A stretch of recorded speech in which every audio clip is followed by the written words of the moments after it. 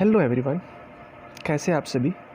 आज जो हमारा टॉपिक होगा, जो लाइफ प्रोसेस वाला हमने लेसन स्टार्ट किया था, उसमें आज हम करेंगे न्यूट्रिशन इन ह्यूमन बींग्स। मनुष्य के अंदर जो पोषण होता है वो किस तरह से होता है। यानी एक तरीके से बोल सकते हो, जब मनुष्य जो भोजन लेता है हमारी बॉडी के अंदर उसका क्या क्या होता है, किस तरह से उसको हमारी बॉडी के अंदर लिया जाता है, कैसे उसको डाइजेस्ट किया जाता है, उसके बारे में हम यहाँ पे डिस्कशन करेंगे। तो देखो, सबसे पहले the human digestive system comprise of alimentary canal and associate digestive gland. यानी कहने का मतलब क्या है, जो मनुष्य का डाइजेस्टिव सिस्टम है, पाचन तंत्र है, वो एलिमेंट्री कैनाल और डाइजेस्टिव ग्लैंड से मिलके बना हुआ है। तो देखो, इसको हम यहाँ पे ग्राफिकली बोल सकते हो या पॉइंट टू पॉइंट बोल सकते हो। देखते हैं, सबसे पहले बात करेंगे हम माउथ के बारे में। माउथ जो हमारा मुंह होता है, इससे हम क्या करते हैं, इनटेक ऑफ होल फूड, जो भी हम भोजन लेते हैं वो हमारे माउथ से ही हम लेते हैं। उसके बाद माउथ के अंदर जो टीथ होते हैं हमारे, उनका काम क्या होता है, चीविंग और ग्रीनिंग ऑफ फूड, भोजन को चबाना या उसको छोटे छोटे टुकड़ों में तोड़ना। उसके बाद टंग जो हमारी जीभ होती है, उसके बारे में बात करेंगे। Rolling of food plus tasting of food plus swallowing या pushing down of the food, यानी भोजन को हमारे मुंह के अंदर रोल करना, ठीक है। इसके अलावा उसका टेस्ट पता लगाना, साथ ही साथ फिर उसको नीचे की तरफ धकेलना, आगे की तरफ धकेलना। उसके बाद देखो आगे, स्लेवरी ग्लैंड, इसमें क्या होता है, सलाइवा जो लार होती है हमारी, वो सिक्रेट की जाएगी, प्लस में मक्कस जिसको हम बलगम बोलते हैं, वो जो हमारे मुंह में लार बनती है वो स्लेवरी ग्लैंड की वजह से बनती है। इसका फ़ायदा क्या मिलेगा, जो स्टार्च है वो शुगर में कन्वर्ट होने का काम होगा, यानी जो स्लेवरी ग्लैंड से हमारी स्लीवा है, स्टार्च को शुगर की फॉर्म में कन्वर्ट करने का एक तरीके से काम करेगा। उसके बाद आएगा हमारा ओसोफेगस, जो ओसोफेगस है जिसको हम फूड पाइप भी बोल सकते हैं। उसमें देखो क्या होता है, taking food from mouth to stomach by peristaltic movements. कहने का मतलब हमारा यहाँ पे क्या है, जो फूड है हमारा मुंह से पेट तक पहुँचाया जाएगा, उसमें मूवमेंट होंगे। यानी कहने का मतलब क्या है, ओसोफेगस के अंदर जो मसल्स हैं उनका कंट्रक्शन एंड एक्सपेंशन, यानी उनका फैलना एक तरीके से, जिससे फूड क्या है आगे पास आउट किया जा सके। फूड पाइप के थ्रू जो फूड है हमारा, वो अब कहाँ पर पहुँचा दिया जाता है, वो पहुँचा दिया जाता है स्टोमच, यानी कि जो हमारा पेट है वहाँ पर। तो देखो, जो स्टोमच है इसके अंदर क्या होगा, गैस्ट्रिक जूस सिक्रेट किया जाएगा, और वो किसके थ्रू सिक्रेट किया जाएगा, वो सिक्रेट किया जाएगा गैस्ट्रिक ग्लैंड के थ्रू, ठीक है। जो गैस्ट्रिक जूस है वो क्या काम करेगा, गैस्ट्रिक जूस के अंदर पेप्सिन, HCl और मक्कस के बारे में हम बात करेंगे। पेप्सिन क्या है, एंजाइम होते हैं जो क्या काम करेंगे, that break down proteins, protein को तोड़ने का काम करेंगे। हमारे फूड के अंदर जो प्रोटीन है उनको ब्रेक डाउन करने का काम किसका होगा, पेप्सिन एंजाइम का। HCl के बारे में बात करें, HCl हमें पता है एसिड होता है, तो क्या बनाएंगे, जो मीडियम है उसको क्या बनाएगा, एसिटिक, जो मीडियम होगा उसको एसिटिक बना देगा। मक्कस के बारे में बात करें, protects inner lining of the stomach, जो हमारा पेट है उसके आंतरिक जो इनर लेयर भी बोल सकते हो, उनकी प्रोटेक्शन का काम करेगा। तो यहाँ से क्लियर होता है हमारा पॉइंट, आपने ध्यान रखना है स्टोमच के अंदर कौन सा जूस सिक्रेट किया गया है, किसके थ्रू सिक्रेट किया गया है, क्योंकि यहाँ से छोटे छोटे क्वेश्चन पूछे जा सकते हैं। जो गैस्ट्रिक ग्लैंड, उससे कौन सा जूस सिक्रेट किया जाएगा, गैस्ट्रिक जूस, उसमें कौन कौन से एंजाइम या एसिड्स होते हैं, पेप्सिन, HCl और मक्कस होंगे। पेप्सिन क्या करेगा, प्रोटीन के ब्रेकडाउन का काम करेगा। HCl क्या, मीडियम को एसिडिक बनाएंगे, और मक्कस क्या करेगा, जो इनर लाइनिंग होगी स्टोमच की उसकी प्रोटेक्शन का काम करेगा। उसके बाद आगे देखें, आगे जो फूड है वो आगे पास आउट किया जाएगा स्मॉल इंटेस्टाइन में, ठीक है, जो जिसको हम छोटी आंत बोलते हैं। और सबसे ध्यान रखने की बात क्या है, सबसे इम्पोर्टेंट जो पॉइंट है हमारा वो यहाँ पर ये है, जो मोस्टली फूड होता है वो स्मॉल इंटेस्टाइन के अंदर डाइजेस्ट कर लिया जाता है। तो इसमें देखो, इंटेस्टाइनल एंजाइम होंगे, ठीक है, वो क्या क्या काम करेंगे, कार्बोहाइड्रेट को ब्रेक डाउन करने का काम करेंगे ग्लूकोज में, फैट को फैटी एसिड प्लस ग्लाइकोल या ग्लाइसरोल बोलते हो आप जिसको, प्रोटीन को ब्रेक डाउन करेंगे अमीनो एसिड में। तो यहाँ से हमारा क्वेश्चन क्या बनता है, कार्बोहाइड्रेट किस में ब्रेक डाउन होगा, फैट किस में कन्वर्ट होगा और प्रोटीन किस में कन्वर्ट होगा। ये बात थी हमारी स्मॉल इंटेस्टाइन की, ठीक है। सॉरी, ये स्मॉल इंटेस्टाइनल है, ठीक है। उसके बाद देखो स्मॉल इंटेस्टाइन के बारे में अगर हम और बात करें, उसके अंदर होंगे विल्ली, जिसको विलाई भी कई बच्चे विलाई बोलते हैं, विल्ली होते हैं। तो देखो ये क्या करेंगे, help in absorption of food into the blood, यानी कि फूड को अब्जॉर्ब करने का काम करेंगे। हेल्प इन अब्जॉर्प्शन, अवशोषण का काम करेंगे फूड का, यानी उसको ब्लड के अंदर मिलाने का काम करेंगे। और जो विल्ली होती है क्या होते हैं, फिंगर लाइक प्रोजेक्शन या फिंगर लाइक स्ट्रक्चर होती है। तो ये बात थी हमारी स्मॉल इंटेस्टाइन की। इसके अलावा स्मॉल इंटेस्टाइन में देखो रिसीव्ड सिक्रेशन फ्रॉम, जो रिसाव बोल सकते हो सिक्रेशन, वो कहाँ से होगा, जो लीवर है, लीवर में बाइल जूस सिक्रेट किया जाएगा, जो क्या करेंगे, जो लार्ज फूड फैट ग्लोब्यूल्स हैं उनको स्मॉल फैट ग्लोब्यूल्स में ब्रेक डाउन करने का काम किया जाएगा। इसके अलावा पेनक्रियाज के बारे में बात की, वहाँ पर कौन सा जूस सिक्रेट किया जाएगा, पेनक्रियाटिक जूस, ठीक है, जिसमें क्या क्या होंगे, ट्राइप्सिन और लिपेसिस। जो ट्राइप्सिन होंगे वो क्या करेंगे, प्रोटीन को पेप्टोन्स में तोड़ देंगे, और जो लिपेसिस है वो फैट को ग्लाइक्रोल या ग्लाइसरोल में ब्रेक डाउन कर देंगे।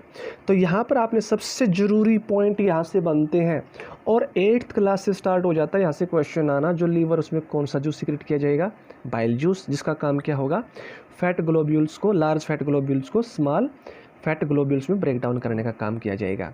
पेनक्रियाज से कौन सा जूस सिक्रेट किया जाएगा, पेनक्रियाटिक जूस। क्वेश्चन ऐसे भी हो सकता है, पेनक्रियाटिक जूस कहाँ सिक्रेट होता है, स्मॉल इंटेस्टाइन के अंदर, किस पार्ट में, पेनक्रियाज में, ठीक है। पेनक्रियाटिक जूस में ट्राइप्सिन और लिपेसिस प्रोड्यूस किए जाएंगे, वो क्या काम करेंगे, प्रोटीन को, पेप्टोन्स और फैट को ग्लाइसरोल में ब्रेक डाउन करने का काम करेंगे। उसके बाद देखो जो यहाँ पे लार्ज फैट ग्लोब्यूल्स को स्मॉल फैट ग्लोब्यूल्स में ब्रेक डाउन किया गया था, तो हमें इमल्सिफिकेशन लिखा हुआ था। जो इमल्सिफिकेशन एक प्रोसेस है, वो क्या प्रोसेस है, देखो यहाँ पे डेफिनेशन अगर आप करना चाहें तो ये कर सकते हैं इमल्सिफिकेशन की, the process of break down of large fat globules into smaller fat globules by bile juice. इन बाइल जूस की हेल्प से जो बड़े फैट या लार्ज फैट ग्लोब्यूल्स हैं उनको स्मॉलर फैट ग्लोब्यूल्स में ब्रेक डाउन करने की जो प्रोसेस होगी उसको बोलेंगे इमल्सिफिकेशन। उसके बाद आगे फूड जो बचा हुआ वेस्ट बोल सकते हो, उसको आगे पास आउट किया जाएगा लार्ज इंटेस्टाइन में। तो लार्ज इंटेस्टाइन में क्या किया जाएगा, जो ज़्यादा अमाउंट वाटर की, यानी अब्जॉर्ब एक्सिस ऑफ वाटर, जो अमाउंट ज़्यादा है वाटर की उसको अब्जॉर्ब कर लिया जाएगा। इसके अलावा जो बचा हुआ मटेरियल है, the rest of material is removed from the body via the anus, anus के थ्रू उसको शरीर से बाहर निकाल दिया जाएगा। और वेस्ट को बॉडी से बाहर निकालने को हम इजेक्शन भी बोल सकते हैं। तो यहाँ पर हमारा डायग्राम दिया हुआ है, तो एक बार डायग्राम देखेंगे हम, जो ह्यूमन डाइजेस्टिव सिस्टम का हमारा डायग्राम है। तो देखो सबसे पहले जो माउथ के पार्ट वहाँ पे कवर कर लेते हैं, ओरल कैविटी होगी हमारी, देखिए ध्यान से, ठीक है। जीभ के बारे में होगा हमारा टंग, स्लेवरी ग्लैंड, पर नेक्स्ट जो यहाँ पे गले के लिए होता है, ठीक है। ओसोफेगस ही हमारी फूड पाइप होगी। उसके बाद फूड आगे बात करेंगे लीवर के बारे में, लीवर है, यहाँ पे गाल ब्लैडर है, stomach, colon, pancreas, duodenum, jejunum, appendix, rectum, ileum, large intestine, small intestine, anus, ये सभी पार्ट हमारे क्या है, डाइजेस्टिव सिस्टम में आते हैं। तो आपने यहाँ से सबसे इम्पोर्टेंट बात क्या है, आपने इसको डायग्राम को अच्छे से लर्न आउट करना है।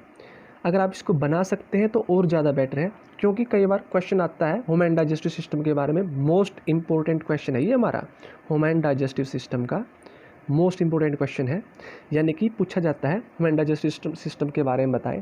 कई बार क्या होता है, अगर आप कोई पॉइंट भूल जाते हैं या आप नहीं बता सकते, तो अगर आप डायग्राम बनाएंगे तो डायग्राम में भी आपको 2 से लेकर 3 मार्क्स तक मिल जाते हैं, ईजिली आप इनको ऑब्टेन कर सकते हैं। तो ये तो थी हमारी ह्यूमन डाइजेस्टिव सिस्टम के बारे में, ठीक है। उसके बाद अगर हम आगे बात करेंगे रेस्पिरेशन के बारे में। तो ये पूरा सिस्टम था हमारा, ये सिस्टम किसका था, ये था हमारा ह्यूमन डाइजेस्टिव सिस्टम, जिसको हम न्यूट्रिशन इन ह्यूमन बींग्स भी बोल सकते हैं। सबसे पहले फूड कहाँ से कहाँ तक पहुँचा, ये पूरी सीरीज हमारी यहाँ पर है। माउथ में क्या हुआ, टिथ का क्या काम, वो सारे के सारे हमारे यहाँ पे पॉइंट हमने कवर अप किए हैं। किसी पॉइंट में कोई डाउट हो तो आप पूछ सकते हैं यहाँ तक। उसके बाद आगे चलते हैं, आगे हम बात करेंगे रेस्पिरेशन के बारे में, ठीक है। रेस्पिरेशन यानी कि श्वसन, सांस लेना। तो देखो रेस्पिरेशन की जो प्रोसेस होती है उसमें क्या क्या होता है। सबसे पहली बात गैसेस एक्सचेंज, गैसों का आदान प्रदान क्या होगा वो देखें। Intake of oxygen from the atmosphere and release of carbon dioxide, breathing, सांस लेने के दौरान ऑक्सीजन को तो लिया जाएगा वातावरण से, ठीक है, और कार्बन डाइऑक्साइड को छोड़ दिया जाएगा। वो कैसे, हमें इस बात का पता है, अगर हम हमारे बारे में बात करें, एनिमल्स के बारे में बात करें, हमें इस बात का पता है हमारे अंदर क्या होता है, हम कार्बन डाइऑक्साइड गैस को रिलीज करते हैं यानी छोड़ते हैं और ऑक्सीजन गैस को लेते हैं। और प्लांट्स के बारे में बात करें, वो क्या करेंगे, कार्बन डाइऑक्साइड को लेंगे और ऑक्सीजन को रिलीज आउट करेंगे। तो इसलिए क्या है, एनिमल्स और प्लांट एक दूसरे के ऊपर इंटरडिपेंडेंट हैं। उसके बाद देखो दूसरा काम, break down of simple food in order to release energy inside the cell, इसको हम सेलुलर रेस्पिरेशन भी बोल सकते हैं। यानी कहने का मतलब क्या है, सिंपल फूड का ब्रेक डाउन किया जाएगा, किस लिए, ताकि उससे एनर्जी ली जा सके सेल्स के अंदर। और एनर्जी का यूज हम वर्क करने के लिए करते हैं, काम वगैरह करने के लिए लेते हैं, और इसको बोलेंगे हम सेलुलर रेस्पिरेशन। तो यहाँ से 2 पॉइंट होते हैं हमारे, ब्रीथिंग की प्रोसेस भी पूछी जा सकती है और सेलुलर रेस्पिरेशन की भी, और रेस्पिरेशन के अंदर हमारे दोनों के दोनों पॉइंट इन्वॉल्व होंगे। उसके बाद देखो आगे, break down of glucose by various pathways, यानी ग्लूकोज का ब्रेक डाउन कैसे होगा उसके बारे में हम यहाँ से कवर अप करेंगे। तो सबसे पहले देखो ग्लूकोज, जिसका फार्मूला हमारा क्या है, C6H12O6, ये हमारा ग्लूकोज का फार्मूला है। तो देखो साइटोप्लाज्म में क्या होगा, जो ग्लूकोज है ये पायरुविक एसिड में ब्रेक डाउन होगी और साथ में एनर्जी भी रिलीज होगी। तो वहाँ से हमारे 3 पॉइंट होंगे, ऑक्सीजन की प्रेजेंस में क्या होगा, एब्सेंस में क्या होगा, और इनसफिशिएंट ऑक्सीजन है तब क्या होगा।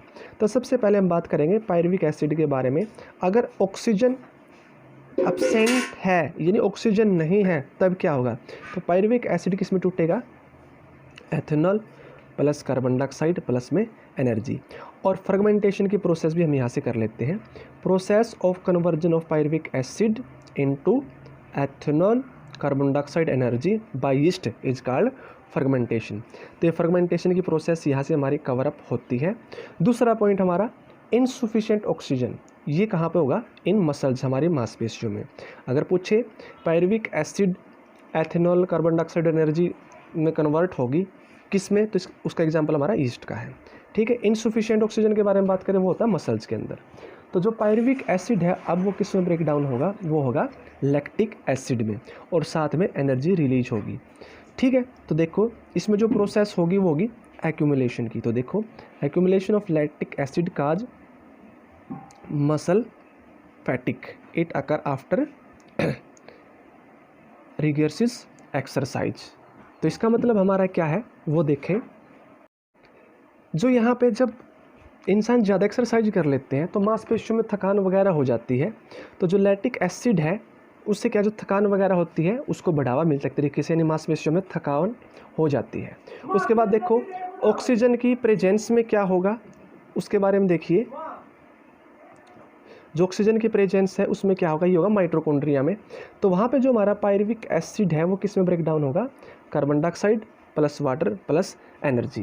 यानी जब हम सांस लेते हैं तो जो पायरुविक एसिड है हमारे अंदर एग्जाम्पल ले सकते हैं, और मोस्टली यहाँ पे एग्जाम्पल लिएगा माइटोकॉन्ड्रिया। माइटोकॉन्ड्रिया के अंदर ही ऐसा होगा, वहाँ पर pyruvic acid carbon dioxide water energy में कन्वर्ट होगी। तो यहाँ से ध्यान से देखो, जो पायरुविक एसिड का ब्रेक डाउन हुआ तो हर एक में एनर्जी रिलीज हुई है। यानी कहने का मतलब क्या है, एनर्जी तो रिलीज होगी, और एनर्जी रिलीज होने के लिए ही ग्लूकोज का ब्रेक डाउन होगा, क्योंकि कोई भी हम काम करते हैं तो उसमें एनर्जी की ज़रूरत पड़ती है। तो अब देखो रेस्पिरेशन के अब हम करेंगे टाइप। तो रेस्पिरेशन के यहाँ पर 2 टाइप हैं, एरोबिक और एनारोबिक। तो सबसे पहले देखें एरोबिक रेस्पिरेशन के बारे में, ऑक्सीजन की प्रेजेंस में होगी, माइटोकॉन्ड्रिया में होगी, जो एंड प्रोडक्ट है, जो इसमें मतलब कि लास्ट प्रोडक्ट क्या क्या बनेंगे, कार्बन डाइऑक्साइड और वाटर, ठीक है। इसके अलावा ज़्यादा अमाउंट में एनर्जी रिलीज होगी। एनारोबिक इन ऑक्सीजन की एब्सेंस में होगी, साइटोप्लाज्म के अंदर ये होगी, ठीक है। जो एंड प्रोडक्ट वो क्या है, अल्कोहल या फिर लैक्टिक एसिड, और जो एनर्जी है उसकी अमाउंट कम होगी। तो यहाँ से हमारे 3 क्वेश्चन बन जाते हैं। पहला कौन सा, how many types of respiration are there, respiration के जो टाइप उनके बारे में बताएं, एंड डिस्क्राइब ईच, और हर एक के बारे में डिस्क्रिप्शन दें। दूसरा एरोबिक एनारोबिक में डिफरेंस। थर्ड एरोबिक रेस्पिरेशन के बारे में अलग से, एनारोबिक रेस्पिरेशन के बारे में अलग से। तो ये तो हमारे रेस्पिरेशन के टाइप। उसके बाद हम आगे चलते हैं। जब रेस्पिरेशन का हम टॉपिक कर रहे हैं तो जब हमने न्यूट्रिशन का टॉपिक किया था तो वहाँ पे हमने ह्यूमन डाइजेस्टिव सिस्टम का टॉपिक किया है। तो अब जब रेस्पिरेशन की बात चल रही है तो ह्यूमन रेस्पिरेटरी सिस्टम के बारे में भी हम बात करेंगे। तो जो मनुष्य है उसके अंदर श्वसन की जो प्रोसेस है, सांस लेने की प्रक्रिया है, वो किस तरह से होती है। तो देखो, passage of air through the respiratory system. यहाँ पर हम बात करेंगे जब हम सांस लेते हैं उसका पूरा पूरा पैसेज कैसे होगा। नोस्ट्रल से आगे जो एयर है वो पास आउट की जाएगी नसल पैसेज में, nasal cavity, pharynx, larynx, trachea, bronchi, lungs, lungs से ब्रोंचियोल्स और वहाँ से एल्वियोल और एल्वियोल से बल्ड कैपिलरीज में। तो यहाँ पर हमारा डायग्राम दिया हुआ है कंप्लीट, ह्यूमन रेस्पिरेटरी सिस्टम का डायग्राम दिया हुआ है। इस डायग्राम में जो जो पार्ट के नाम हो वो आपने अच्छे से ध्यान रखने हैं।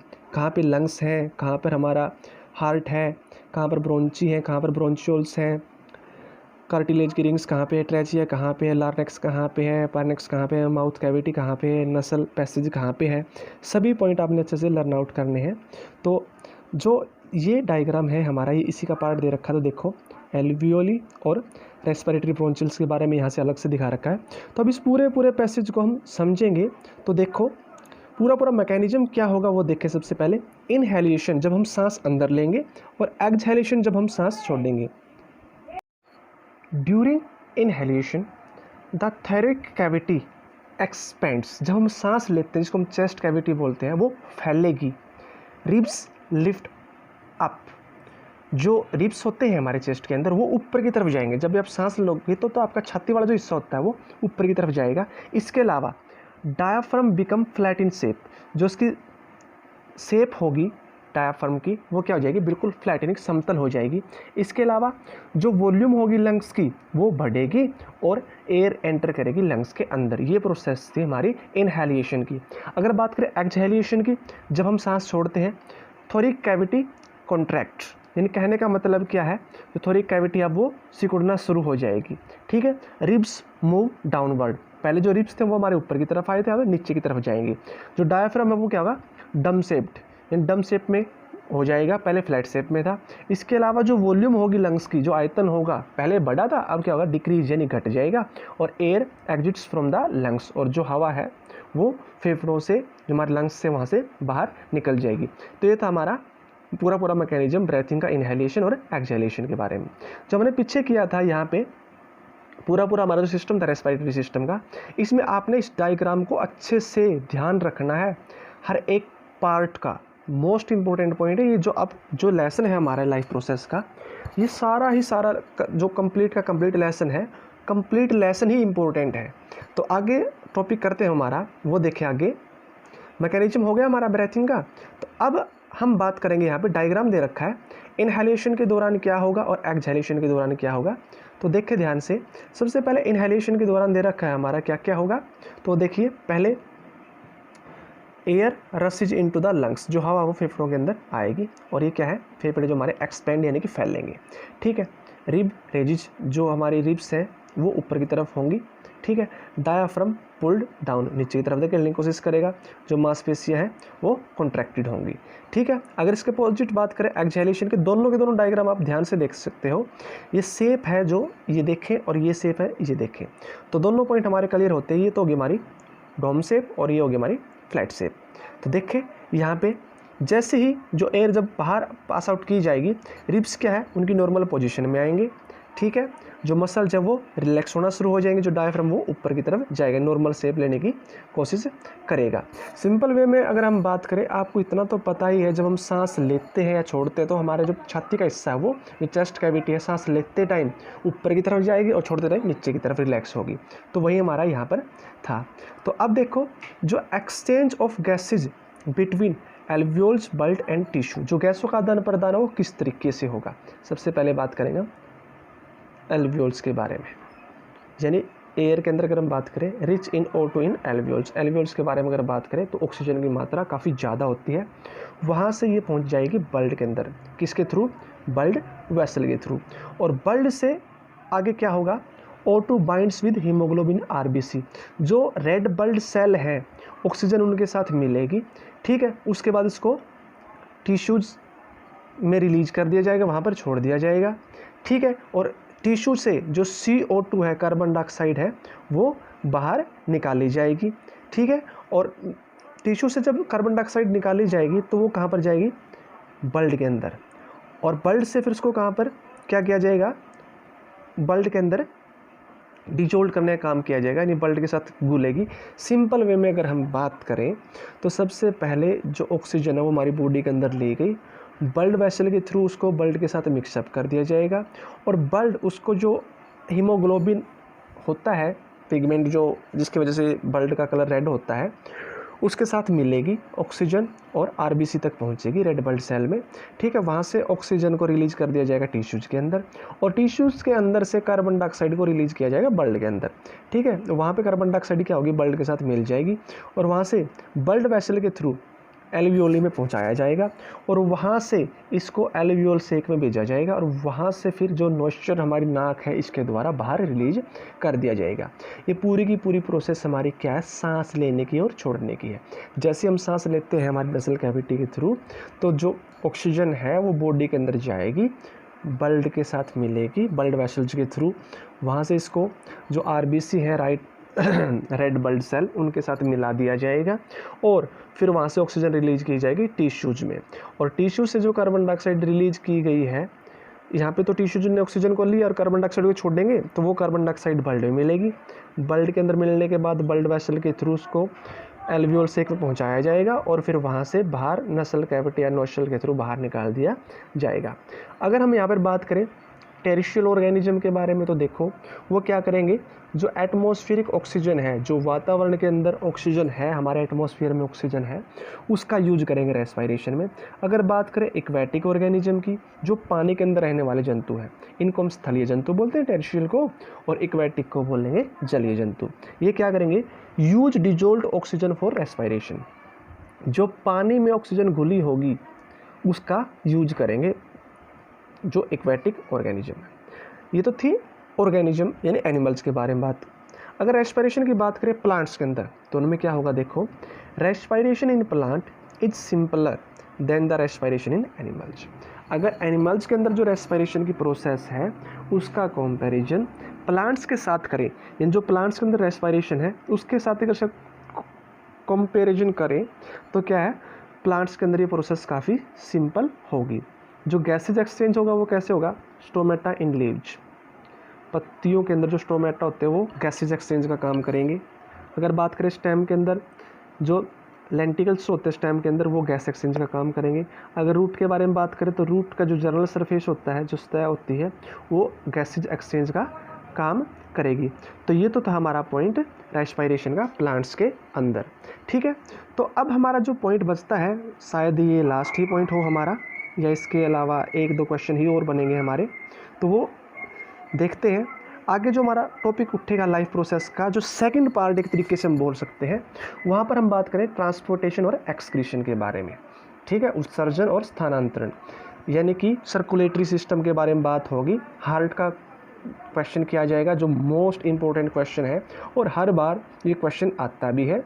ठीक है, उसके बाद ब्लड के बारे में बात की जाएगी, जो आरबीसी है उसके बारे में, ब्लड प्लेटलेट, डब्ल्यूबीसी। इसके अलावा एनिमल्स के अंदर ट्रांसपोर्टेशन के साथ साथ बात की जाएगी एनिमल्स के अंदर ट्रांसपोर्टेशन कैसे होगा। तो अभी तक जो हमने किया है वो क्या किया है, वो एक बार फिर से आपको बता देते हैं। हमने कहाँ से स्टार्ट किया था और कहाँ तक कवर अप किया है, जहाँ तक आपने अच्छे से लर्न आउट करना है। तो हमने टॉपिक स्टार्ट किया था न्यूट्रिशन इन ह्यूमन बींग्स, मनुष्य के अंदर पोषण से हमने स्टार्ट किया था। तो सबसे पहले हमने किया ह्यूमन डाइजेस्टिव सिस्टम के बारे में, कैसे होगा, किस तरीके से पूरा पॉइंट, कहाँ पर कौन सा जूस सीक्रेट किया जाएगा, किस तरह से उसका यूज किया जाएगा, पूरा सिस्टम हमने किया था ह्यूमन डाइजेस्टिव सिस्टम के अंदर। ठीक है, कौन से एंजाइम प्रोड्यूस किए जाएंगे, किसको किस में ब्रेक डाउन करेंगे। ठीक है, उसके बारे में यहाँ पे हमारा डायग्राम भी हमने कवर अप किया था। ठीक है, उसके बाद आगे हमने क्या किया, आगे क्या था, हमने रेस्पिरेशन के बारे में, जो गैसेज एक्सचेंज हुई है या ब्रेक डाउन हुआ है ग्लूकोज का, वो किस तरह से होगा। ग्लूकोज के ब्रेक डाउन के बारे में किया था, ऑक्सीजन के एब्सेंस में, प्रेजेंस में, अगर कम अमाउंट में ऑक्सीजन है तो कैसे ब्रेक डाउन होगा। इसके बाद हमने रेस्पिरेशन के टाइप किए, एरोबिक एनारोबिक के बारे में, इनमें डिफरेंस भी आप बोल सकते हो। उसके बाद हमने आगे की थी ह्यूमन रेस्पिरेटरी सिस्टम, मनुष्य के अंदर श्वसन कैसे होगा, पार्ट टू पार्ट, जो हमारा यहाँ पे डायग्राम भी दिया हुआ है इसका, और स्टार्टिंग कहाँ से होगी, नसल कैविटी से नसल पैसेज, नोस्ट्रल, नसल कैविटी, फेरनेक्स, लार्नेक्स, जो भी पार्ट थे उनके बारे में। फिर पूरा मैकेनिज्म किया था हमने ब्रेथिंग का, सांस लेने का, इनहेलिएशन और एक्सहेलिएशन के बारे में। सांस लेंगे, अंदर की तरफ लेंगे तब क्या होगा, और जब हम सांस छोड़ेंगे यानी गैसेज कार्बन डाइऑक्साइड रिलीज करेंगे हमारी बॉडी से, तो हमारी बॉडी के अंदर डायाफ्राम, रिब्स वगैरह हैं जो कैविटी वगैरह, वो किस तरीके से काम करेंगी, लंग्स किस तरीके से काम करेंगे। फिर हमने वहाँ पे हमारा डायग्राम देखा था। इसके अलावा गैसेज का एक्सचेंज था जो हमारे बल्ड टिश्यूज़ के अंदर, उसके बारे में किया। फिर टेरेस्ट्रियल ऑर्गेनिज्म जो होते हैं, स्थलीय जंतु होते हैं, वो एटमॉस्फेयर से ऑक्सीजन का यूज करते हैं। एक्वेटिक ऑर्गेनिज्म किसका यूज करते हैं, वाटर के अंदर जो डिजोल्व हो गया ऑक्सीजन उसका यूज करते हैं। प्लांट्स के अंदर रेस्पिरेशन कैसे होता है, यानी गैसों का एक्सचेंज कैसे होता है, उसके बारे में किया। तो आगे फिर हमारा टॉपिक आता है ट्रांसपोर्टेशन एंड एक्सक्रीशन का। यहाँ से हम कल को स्टार्ट करेंगे। यहाँ तक किसी भी स्टूडेंट का कोई डाउट हो तो वो आप पूछ सकते हैं। ये वो टॉपिक है जो आपके आगे आने वाले टाइम में भी काम आएंगे। जो स्टूडेंट कॉम्पिटिटिव एग्जाम की तैयारी कर रहे हैं उनके लिए भी ये वीडियो मोस्ट इम्पोर्टेंट है, क्योंकि क्वेश्चन यहीं से उठते हैं। ठीक है, तो मैं आशा करूँगा यहाँ तक वीडियो आपको अच्छी लगी होगी। तो ज़्यादा से ज़्यादा वीडियो को लाइक करें, शेयर करें, चैनल को सब्सक्राइब करें, और जितना ज़्यादा सपोर्ट हो उतना ज़्यादा सपोर्ट करने की कोशिश करें।